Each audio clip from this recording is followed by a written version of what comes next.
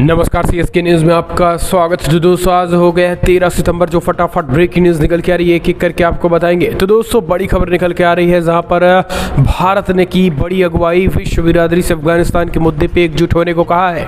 काबुल न बन जाए कहीं आतंक की शरणस्थली। दूसरी बड़ी अपडेट, युद्धाभ्यास कर रहा है भारत लाल सागर पर, गरजे भारत और सूडान के समुद्री जहाज, दोनों सेनाओं ने दिखाया है पराक्रम, भड़का चीन। तीसरी बड़ी अपडेट निकल के आ रही है। तो दोस्तों पंजशेर में अहमद मसूद का नया दावा, कहा एनआरएफ अब भी रिटर्न करेगी और हम आ रहे हैं। समर्थक तालिबानियों से लोहा भी चल रहा है, ये बहुत बड़ी खबर अगले अपडेट में बताएंगे। तो दोस्तों बिग ब्रेकिंग निकल के आ रही है, जहां पर जम्मू कश्मीर में कायराना हरकत हुई है। श्रीनगर में आतंक ने घात लगाकर इंस्पेक्टर को मार दी है गोलियां, सीसीटीवी में कैद हुए हैं इस वारदात, इसके बारे में आपको बताएंगे। और इस बीच इजराइल ने आतंकियों को दिया है मुंहतोड़ और करारा जवाब। गाजा पट्टी में हमास के ठिकानों पर की है ताबड़तोड़ एयर स्ट्राइक, ये भी आपको बताएंगे। तो दोस्तों सब कुछ खबरें जानना जरूरी है।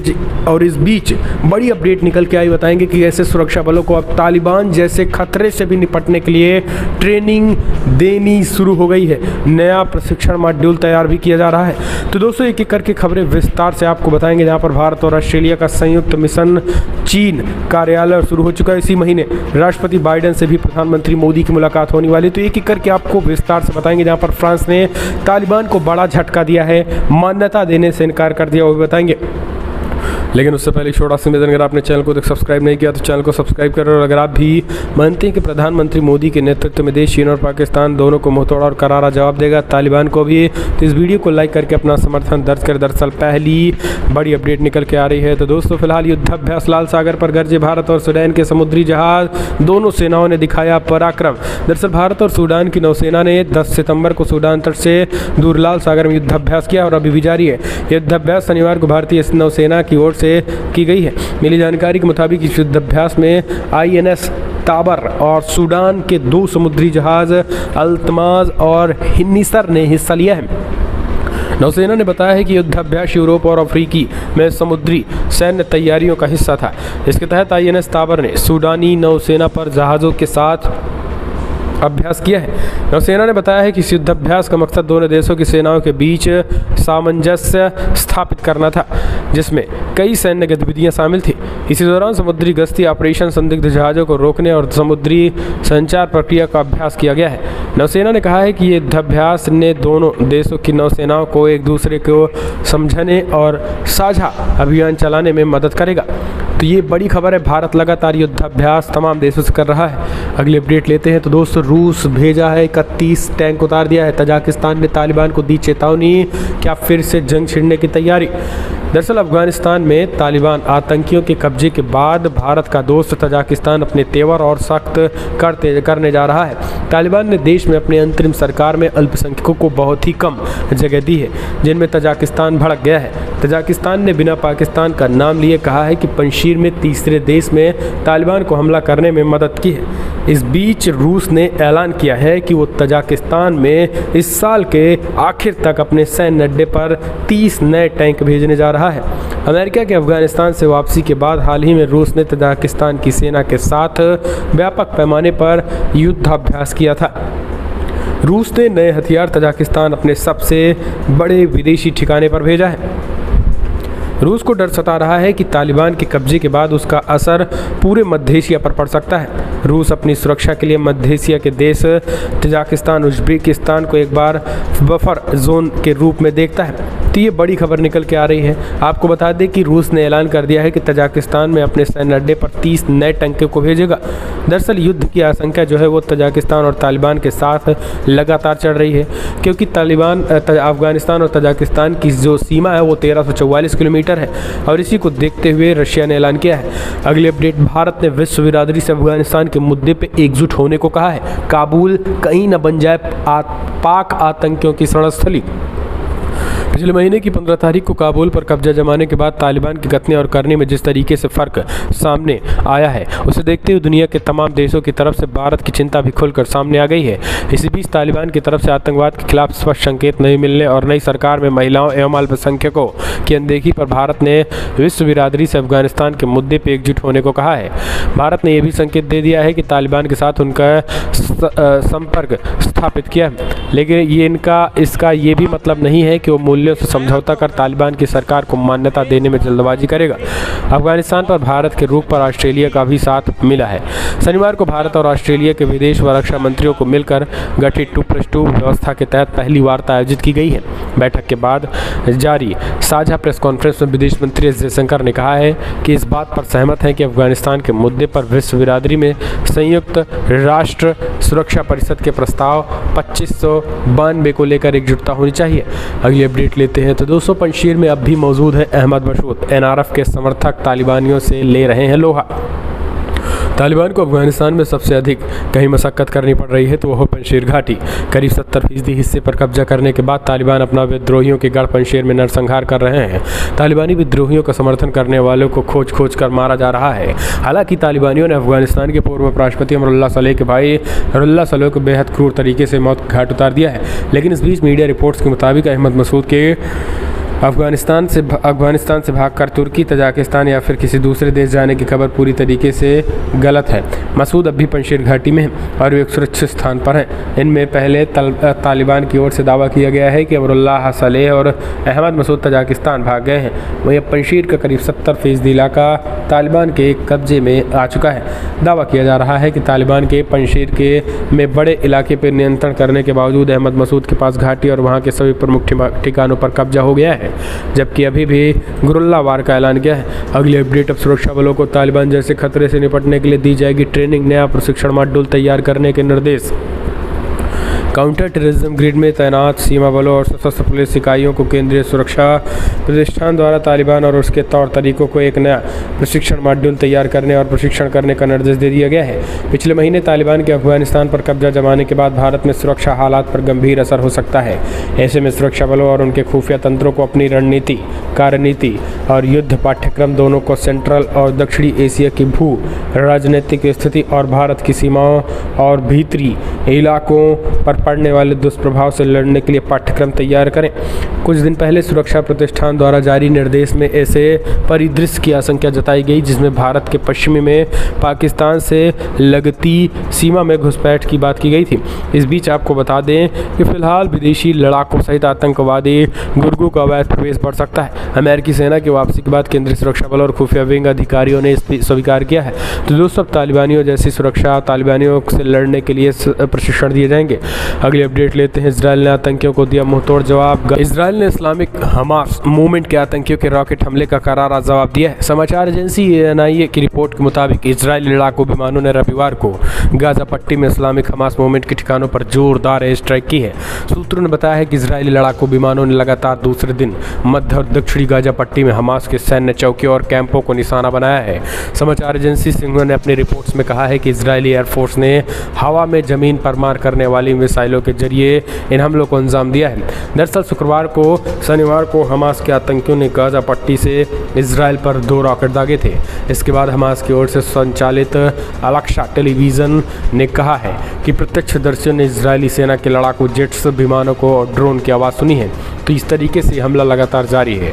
अगली अपडेट लेते हैं। तो दोस्तों, कायरता श्रीनगर में आतंकी ने घात लगाकर इंस्पेक्टर को मारी गोलियां, सीसीटीवी में कैद हुई वारदात। श्रीनगर के खानियार इलाके में रविवार को आतंकी हमला हुआ है और इसमें पुलिस के जवान को निशाना बनाकर आतंकी ने कई राउंड फायरिंग की है। घायल जवान इंस्पेक्टर को KISA हॉस्पिटल ले जाया गया है, जहां डॉक्टर ने उन्हें मृत घोषित कर दिया है। शहीद जवान की पहचान आरशीद अहमद के रूप में हुई। उधर आतंकियों की तलाश में इलाके की घेराबंदी कर बड़े पैमाने की तलाशी अभियान शुरू कर दी गई है। आतंकी की कायरता CCTV में कैद हो गई, जिसमें देखा गया कि काले रंग के कपड़े पहने हुए आतंकी ने जवान पर पीछे से कई राउंड फायरिंग कर दी है। इसके बाद जवान घायल होकर ज़मीन पर गिर गए हैं। ये बड़ी खबर। हम चलते हैं अगले अपडेट लेते हैं। भारत और ऑस्ट्रेलिया का संयुक्त मिशन चीन कार्यक्रम शुरू। इसी महीने राष्ट्रपति बाइडेन से भी मिलेंगे प्रधानमंत्री नरेंद्र मोदी।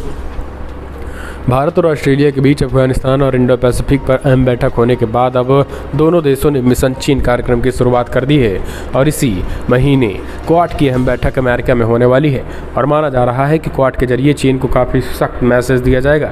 दिल्ली में भारत और ऑस्ट्रेलिया के 2+2 की बैठक में अफगानिस्तान के साथ इंडो पैसिफिक के लिए भी रणनीति तैयार की गई है, लेकिन अब दोनों देशों का मुख्य मिशन चीन हो चुका है।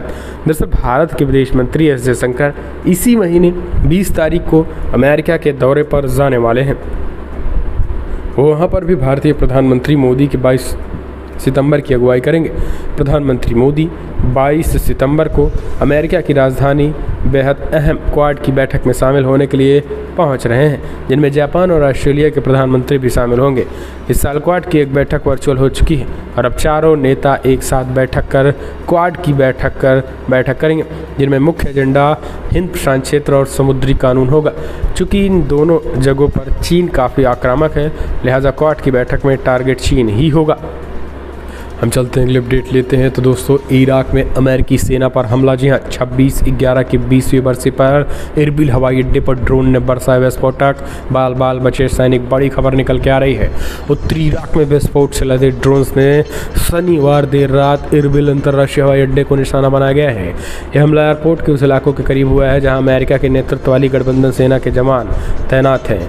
अब तक किसी के हताहत होने की खबर नहीं है। कुर्द शासित क्षेत्र में सुरक्षा बलों और अधिकारियों ने यह जानकारी दी है। दरअसल कुर्दिस्तान आतंकवाद रोधी सेवा ने बताया है कि विस्फोटकों से लदे कम से कम 2 ड्रोन ने हवाई अड्डों को निशाना बनाया है। हमले में कोई हताहत नहीं हुआ है।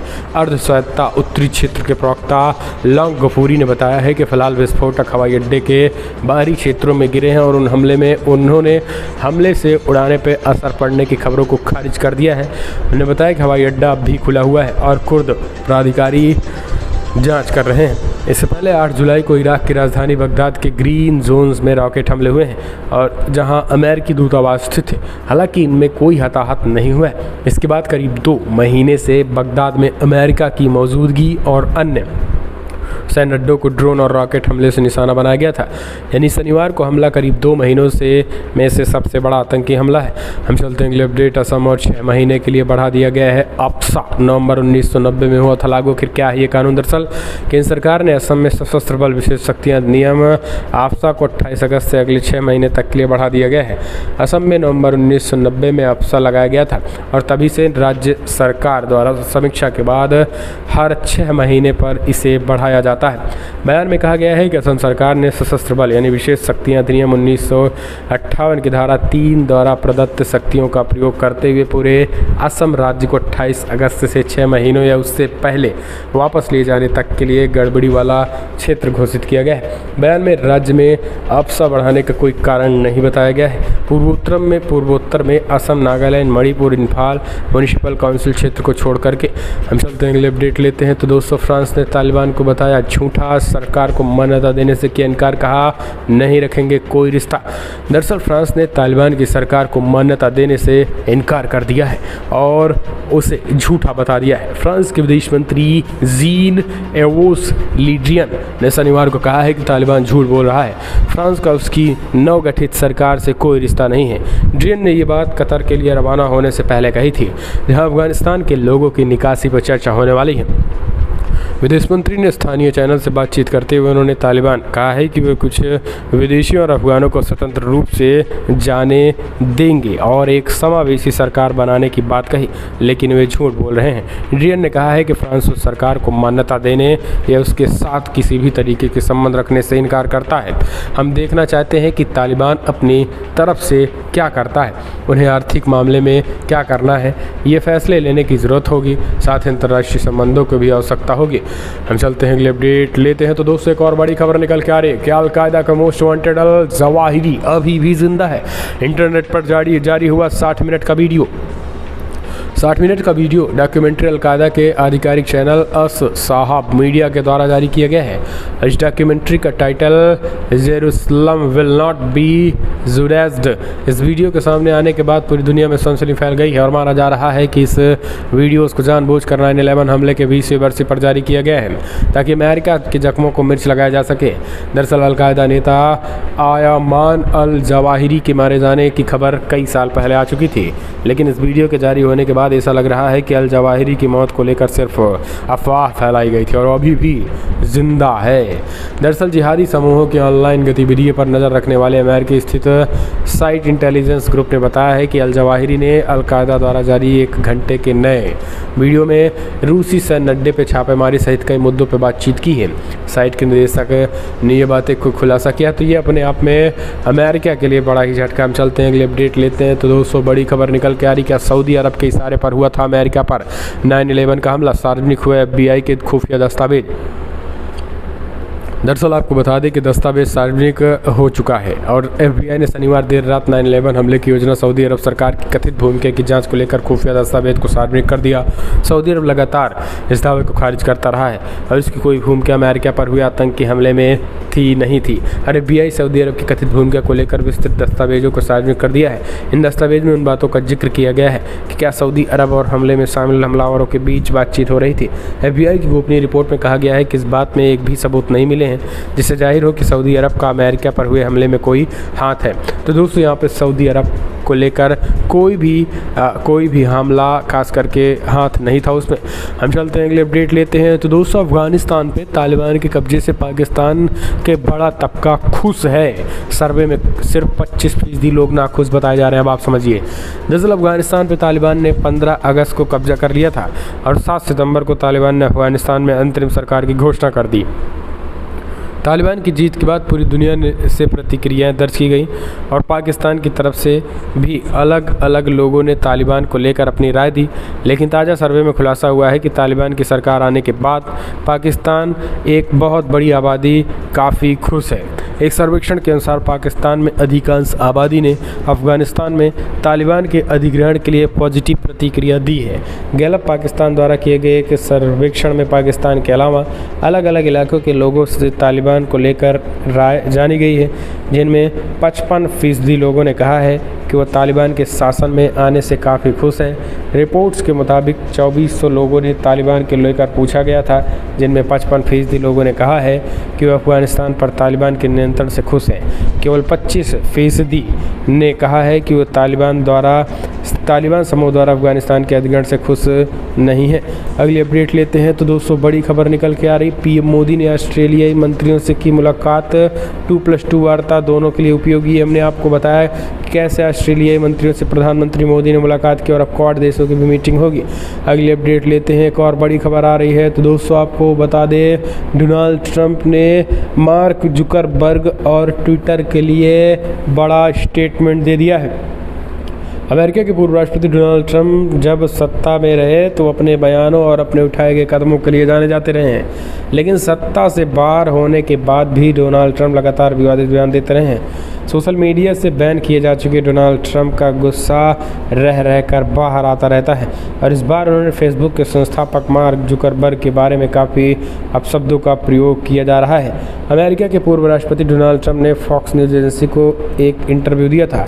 इसमें उन्होंने फेसबुक के संस्थापक मार्क जुकरबर्ग के खिलाफ जमकर भड़ास निकाली है। उन्होंने कहा है कि जब वो राष्ट्रपति थे और जब उनके पास पावर हुआ करती थी तब उस वक्त अब फेसबुक के मालिक मार्क जुकरबर्ग उनसे मिलने व्हाइट हाउस आया करते थे, तो जुकरबर्ग उनका चाटने आते थे। डोनाल्ड ट्रंप के इस बयान की काफ़ी आलोचना की जा रही है। इस तरीके से उन्होंने बड़ा बयान दे दिया है। अगली अपडेट लेते हैं। तो दोस्तों बड़ी खबर, ईरान का बड़ा फैसला, न्यूक्लियर साइट्स पर कैमरों में नए मेमोरी कार्ड लगाने और वीडियो रिकॉर्डिंग के लिए UN को दिया जाएगा मंजूरी। दरअसल कूटनीति जोर आजमाए इसको टालते हुए ईरान के असैन्य परमाणु कार्यक्रम के प्रमुख मोहम्मद इस्लामी ने रविवार को कहा है कि उनका देश संयुक्त राष्ट्र निरीक्षकों को देश के सभी संवेदनशील परमाणु स्थलों पर निगरानी कैमरों में नए मेमोरी कार्ड लगाने और वहां वीडियो रिकॉर्डिंग जारी रखने की अनुमति देने पर सहमत हो गया है। इस्लामी ने रविवार को यह अंतर्राष्ट्रीय परमाणु ऊर्जा एजेंसी IAEA के महानिदेशक राफेल ग्रोसरी के साथ बैठक के बाद इस निर्णय की घोषणा की है।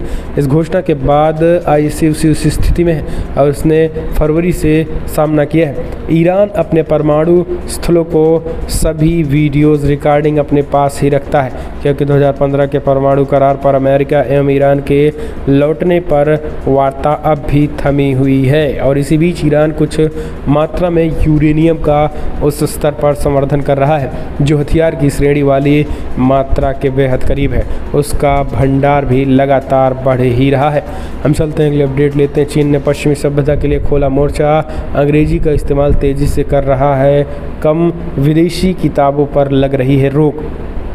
दरअसल चीन ने इस समय कई तरीके के बदलाव हो रहे हैं, जिसके चलते सिक्योरिटीज़ को लेकर अब चिंता जो थी वो कहीं न कहीं बढ़ गई है। दरअसल पश्चिमी देशों का इस्तेमाल पूरी तरीके से रोक लगाने जा रहा है, विदेशी किताबों पर रोक लग रही है, अंग्रेजी भी कम बोली जाए ये सुनिश्चित किया जाए, तो इस तरीके से अब चीन में काम चल रहा है। अगली अपडेट लेते हैं तो दोस्तों, गुजरात में भूपेंद्र पटेल होंगे नए मुख्यमंत्री, राज्यपाल से मिलकर विधायकों का समर्थन पत्र सौंपा गया है। आज शपथ लेंगे। जी हाँ, दरअसल विजय रूपाणी के मुख्यमंत्री पद से इस्तीफा देने के बाद गुजरात में सियासी संकट को सुलझाने के लिए रविवार को विधायक दल की बैठक हुई थी और इसमें राज्य के नए मुख्यमंत्री के नाम का फैसला भी हो गया।